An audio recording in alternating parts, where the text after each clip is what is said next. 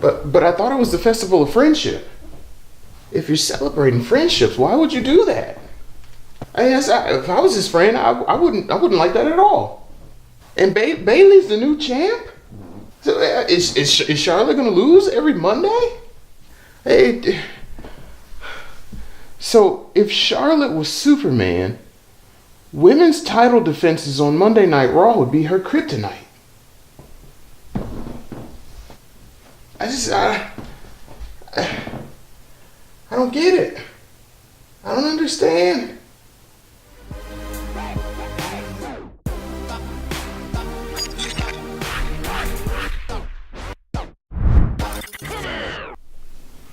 What's up, everybody? It's that time of week again. It's time for Falls Count Anywhere, where I, your gracious host, Robbie Diesel, break down the week that was in professional wrestling for you, the smart fan, the smarks, whatever you want to call yourselves this week. It's a very, very, very interesting week in the world of WWE and lots of things to cover. So let's hop right into it, shall we? So one of the hottest stories this week is the revelation by Dave Meltzer of the Wrestling Observer that Hulk Hogan could be potentially on his way back to the WWE, and he could be coming back sooner than later. It makes perfect sense because WrestleMania is in his backyard. They're having WrestleMania in Orlando, Florida this year, and that's Hogan's stomping grounds. That's where he lives, where he plays. One side of me feels like this would be a good thing for the company and a great thing to see Hogan back in the fold because he had a tremendous impact on not just the WWE but also WCW with the NWO. And I mean, the dude's name, regardless of how you feel about it, is etched in wrestling history. And you can't just get rid of him that easily. Now, on the other side of things, though, come on, Hulk. You gotta have that come to Jesus talk, man. You gotta have that apology tour, brother. You gotta hit the road. You gotta shake some hands. You gotta kiss some babies. You got a lot of making up to do because what you said on that tape, brother, harsh. Let's bounce over to Monday Night Raw. Monday Night Raw. Hi. This week was it was ups and downs, man. It was a super emotional episode of Raw for me because we seen the conclusion of the friendship of Kevin Owens and Chris Jericho. The Festival of Friendship was not a festival of friendship at all, Kevin Owens. It was a carnival of carnage. And you were the host. I think this was actually booked excellently, though. I love how, it looked as if Owens wasn't particularly impressed by anything that Jericho was doing. Jericho was trying his hardest to be a gracious host. And, it broke down after a while. And my God, the look on Jericho's face, like how he sold it when he pulls out the new list that Owens gave him. And you're watching it, you can see that it says the list of KO on the back. Jericho is oblivious to it. And the look when he goes, why is my name on it? And then Owens attacks him was brilliant. And if you've been keeping up with WWE, everything is sort of cyclical. Everything moves in circles. This segment tremendously mirrored the segment that Chris Jericho turned on Shawn Michaels, essentially, and it ended in the same exact way, which seen Owens throwing Jericho into a monitor to end the segment. This essentially sets into motion the eventual Owens versus Jericho match at WrestleMania, right?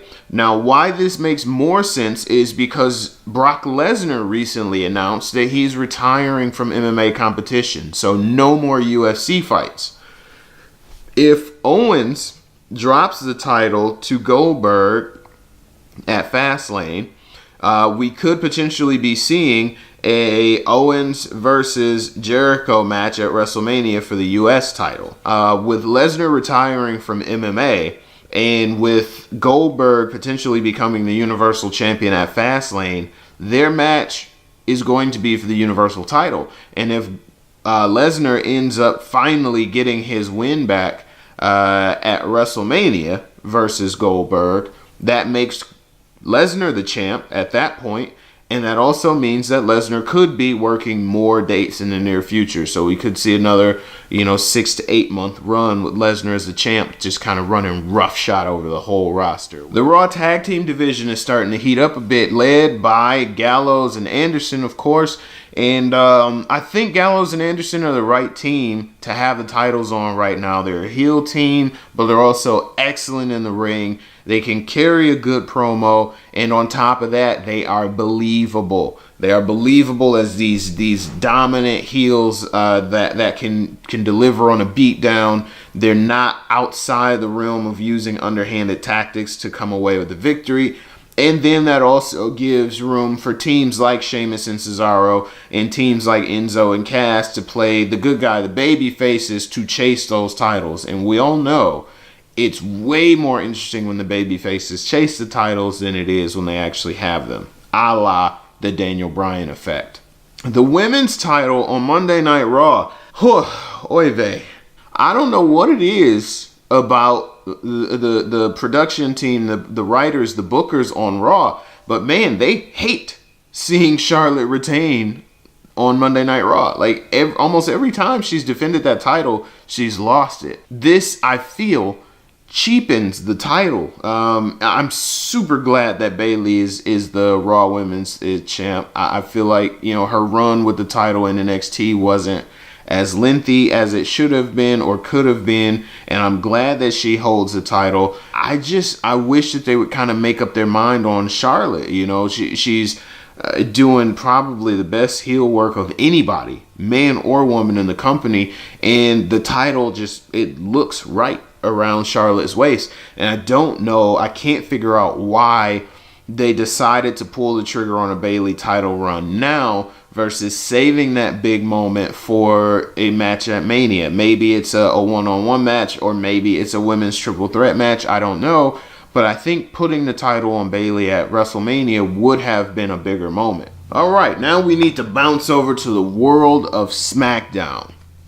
So we saw Elimination Chamber this past Sunday. It was a Smackdown exclusive pay-per-view. Top to bottom, it was a good show. I won't say great. I won't say, it was a fantastic show, but it was really, really good. We got to see Naomi win her first WWE Women's Championship. We got to see American Alpha retain, and we got to see my personal favorite moment of the night, Bray Wyatt finally capturing his very first WWE Championship. But first, we got to talk about this tag team division. American Alpha is a very talented team.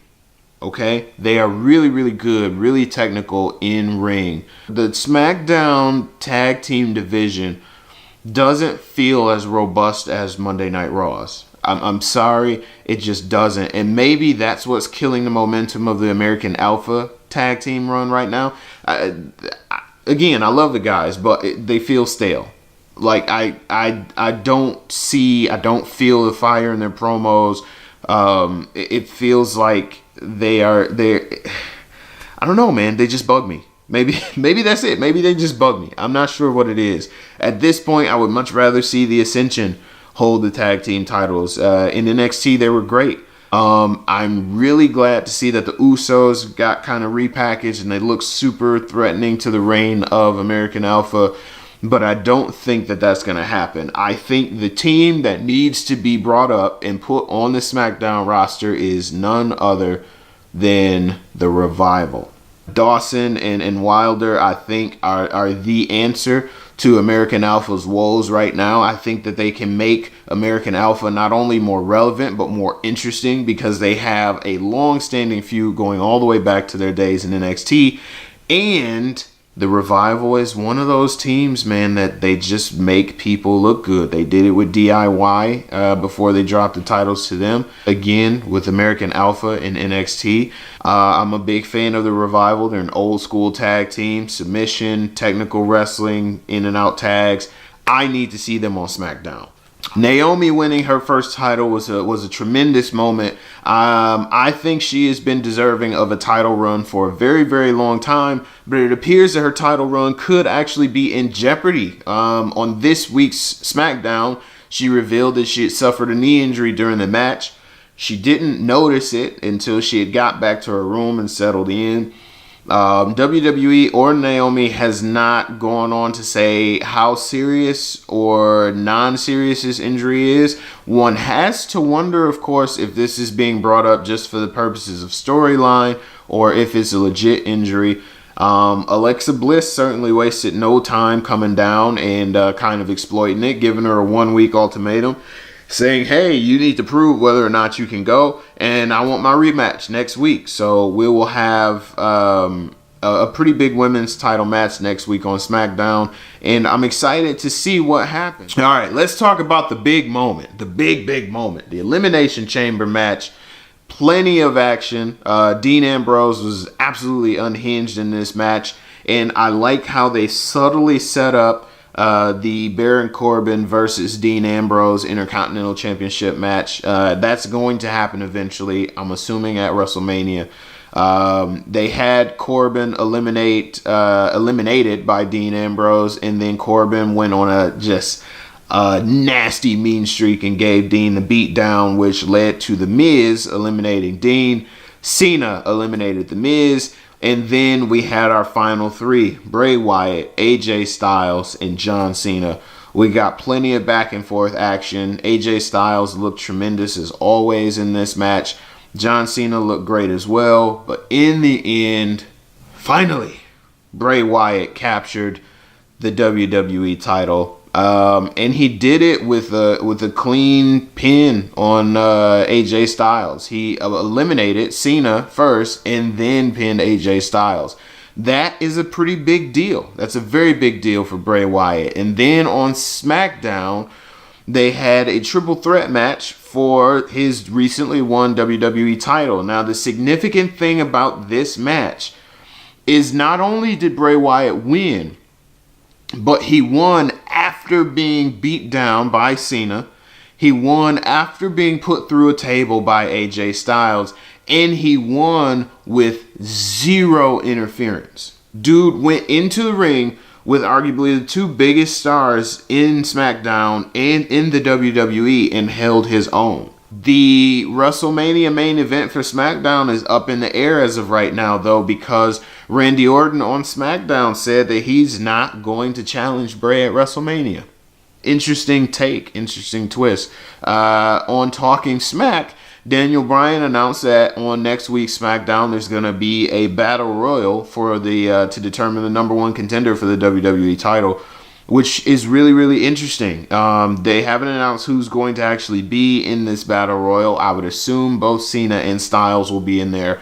It would be interesting to see Randy Orton somehow slither his way into this battle royal and win it, and then still refuse to take on Bray Wyatt at WrestleMania. I would love to see that. I would love to see, Daniel Bryan and Shane kind of have to creatively come up with a way for Bray Wyatt to defend the title at WrestleMania. And again, I would love to see him, go in and leave WrestleMania as champ.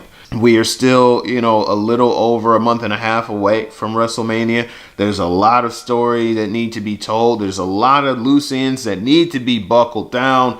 But this, honestly, is the most exciting WrestleMania season that I've seen in a very long time. And I can't wait to see how things turn out. That's it, dudes. That's this week's Falls Count Anywhere. Thank you so very much for tuning in and watching. If you like this video, then make sure you hit that thumbs up button. Give me a like. Let me know what you think. Also, subscribe to the channel. Get this very show, Falls Count Anywhere, every single week. Every week, I'm bringing you wrestling news from the world of professional wrestling. It won't all be just WWE. I watch Lucha Underground. I watch New Japan. I watch TNA. Everything possible. So make sure you subscribe to get this every single week.